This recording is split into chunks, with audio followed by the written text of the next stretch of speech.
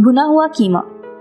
अज्जा: कीमा 1 किलो, प्याज बारीक कटी हुई 1 प्याली, पिसा हुआ लहसुन अदरक 1 से 1.5 खाने के चमचे, पिसी हुई लाल मिर्च 2 खाने के चमचे, पिसी हुई हल्दी आधा चाय का चमचा, कुटा हुआ सफ़ेद जीरा 1 चाय का चमचा, कुटा हुआ साबित धनिया 1 खाने का चमचा, पिसा हुआ गरम मसाला 1 चाय का चमचा, टमाटर बारीक कटा हुआ 3 अदद, हरा धनिया बारीक कटा हुआ 4 खाने के चमचे, हरी मिर्चें बारीक कटी हुई 4 अदद, अदरक बारीक कटी हुई 1 खाने का चम्मच, पानी 1 प्याली, नमक आधा चाय का चम्मच और तेल आधी प्याली। तरकीब: देगची में तेल गरम करके प्याज सुनहरी कर लें। इसमें लहसुन अदरक, कीमा, नमक और पानी मिलाएं।